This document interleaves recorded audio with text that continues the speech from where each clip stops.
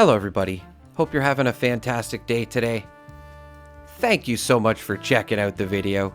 Today, just want to talk about an article Bethesda released talking about some huge changes coming to the public test server. I just want to point out that a lot of this stuff will probably change, so don't get too excited, but nonetheless it's extremely exciting. Let's get into it here. Okay, so just want to say I did get this from the Bethesda website. I will link it in the description in case you guys want to go over this yourself, but I did cover most of it in this video, so let's just start here. Today we wanted to give you guys an early look on the combat rebalancing work that will arrive in our next public test server. We'll have more information as the PTS goes live. This round of combat balancing adjustments has a strong focus on improving the experience of using weapons both in and out of VATS, as well as providing a significant boost to underperforming weapons. Some changes to highlight include significant increases to melee weapon damage, boost to damage over time effects, and bashing with weapons now scaling with the player's level, changes to the VATS formula, and improved manual aiming feel. Adjustments have also been made across the board to make it easier for you to select weapons and mods that fit your desired playstyle, giving you more confidence that weapons you want to play with will work across the wasteland. Due to these changes, we will also be making some targeted health and resistance adjustments to some of Appalachia's more prolific enemies, including, but not limited to, super mutants, enemies in power armor, and Scorch Beasts. These creatures will now have an additional contrast in their resistances to better highlight their strengths and weaknesses versus each damage type. Since this is one of the largest numeric shifts that Fallout 76 combat has gone through, we'll be on the lookout for potential follow-up adjustments. So again, just keep in mind, a lot of this stuff is probably going to change, guys. Combat balance notes. A lot of changes to the cone of fire here. I just want to talk about as well reduced camera movement for many weapon actions in first-person view. This includes firing, reloading, and post-fire actions such as bolt action animations. Medium and long scopes have additional zoom levels. Press the VATS button to toggle between 2 and 3 zoom levels depending on the scope. So, this is a nice change. I feel like we've been a little bit overdue for this. Not so much the smaller cone of fire or any of the cone of fire details here, but just being able to have different level of zooms. I feel like semi-automatic weapons now, or sniper rifles, or anything like that, are better now than ever, especially with the reverse onslaught. So again, I feel like this is a step in the right direction.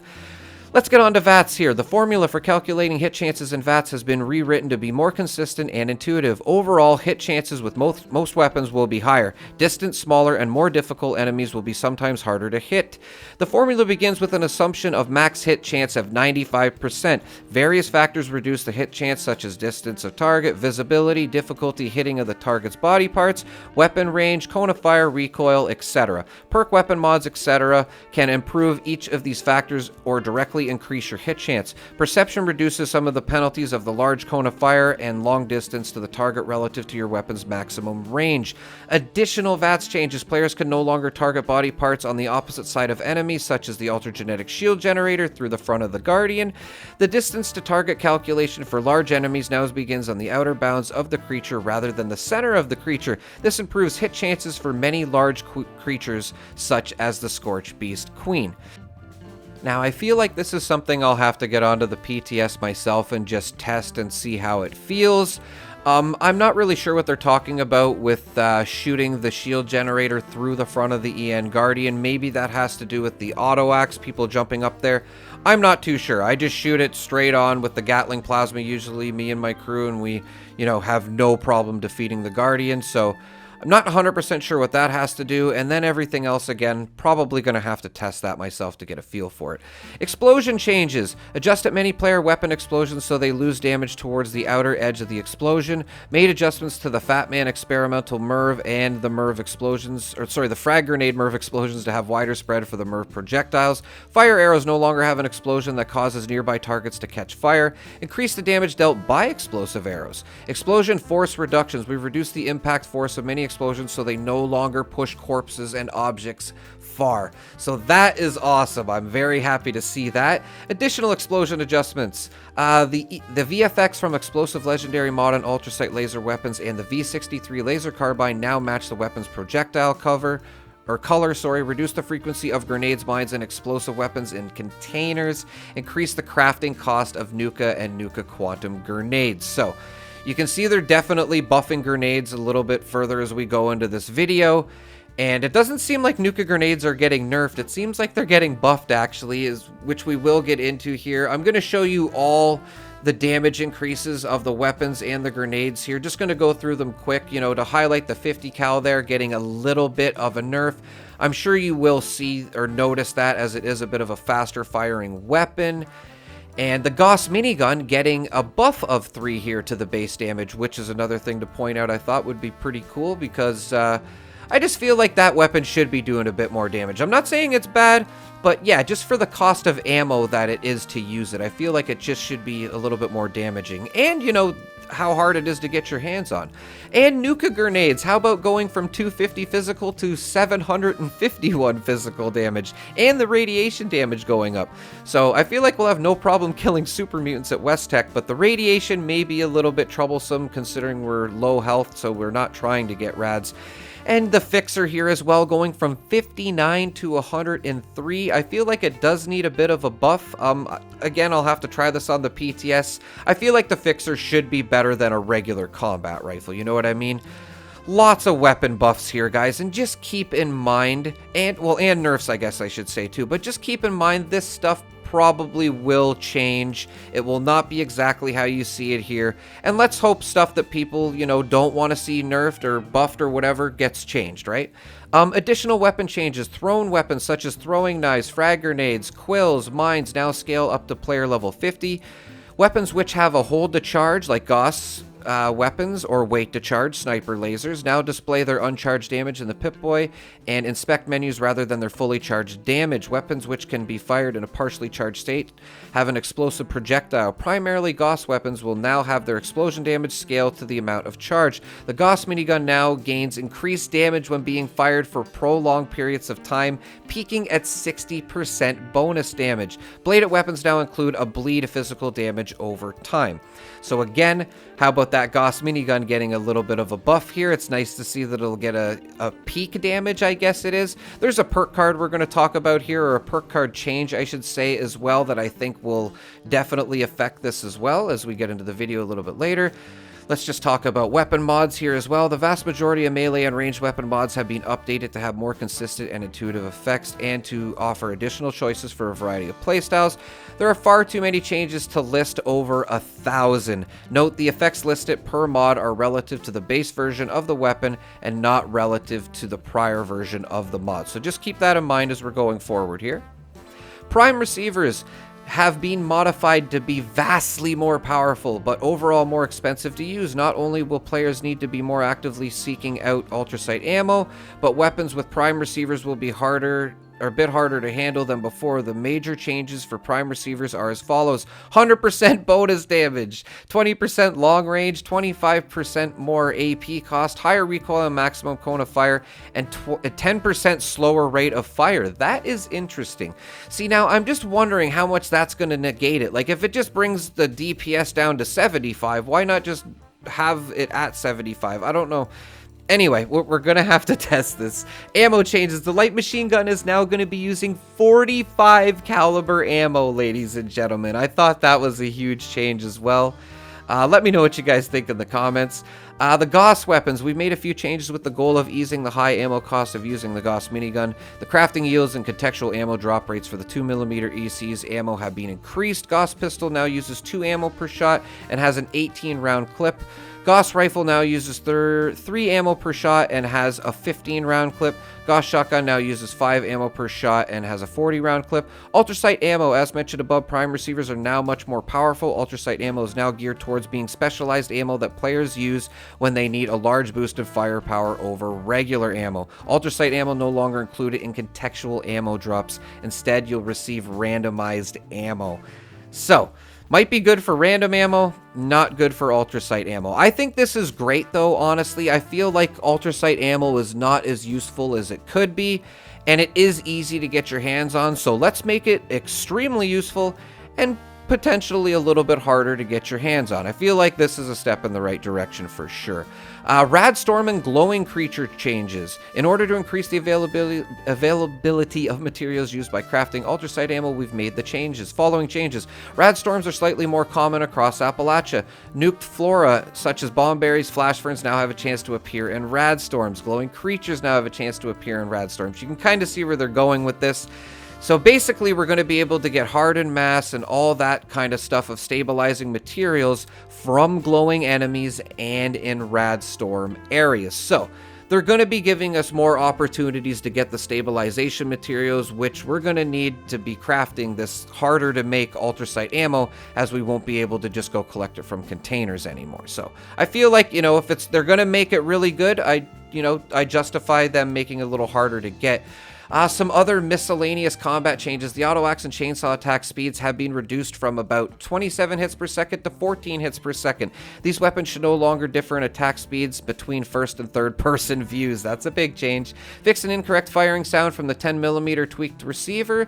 Improved loot from petrified corpses. Reduce the impact of luck of rate of which VAT's critical attack meter fills. Situations where the player would fill the meter in 2 hits will now be closer to 3 or 4 shots. This is definitely a nerf. Explosions from nuka grenades no longer ignore the line of sight. Reduce the damage of the syringer so players are less likely to kill smaller targets. Sneak damage is now multiplicative instead of additive, meaning sneak attacks can hit much harder than before. Adjust at the range and flight characteristics of the Thirst Zapper Nuka mod projectiles. Increase the speed of the baseball grenade projectile. Ghoul Feral accuracy reduced, now VAT's hit chance to 30% in addition to the 30% uncommon. So many changes to go through here, guys. Sorry if I'm going through them a bit quickly here.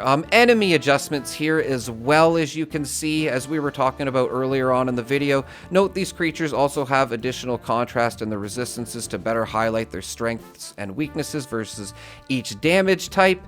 So, again, with better ammo is gonna come, some tougher enemies. So many changes here. Liberator lasers now deal energy damage instead of physical damage. A few Deathclaw attacks which dealt 200% damage now deal 150% damage. Deathclaw move speed increased by 10%. Deathclaw combat behavior modified to be slightly more aggressive and more melee focused. Most robots are now immune to bleed damage over time effects. Robots with an organic compound such as Roborains have been excluded from this. Adjusted the damage of the volatile mutation seen in daily ops. This no longer ignores armor. Now deals damage similar to other explosions rather than percentage of the player's maxed health. So it looks like volatile might be getting a little bit harder in the daily ops here, as it no longer ignores the armor. And how about Death Claws? If they weren't scary enough, they're going to be a little bit more scarier, minus that little bit of a damage increase, but they are going to be running at you faster. Lots of perk card changes, everybody. In this update, we are finishing up our rebalancing of weapon perks, which include the heavy, melee, thrown, and bow weapons. Heavy gunner perks are being replaced with perks that focus on spending ammo to gain bonuses, quite like, what we've done with the commando perk cards and the pistol perk cards. It's the same that's getting done to the melee and the bow perk cards as well. We are also standardizing perks and mods that grant the ability to automatically revive.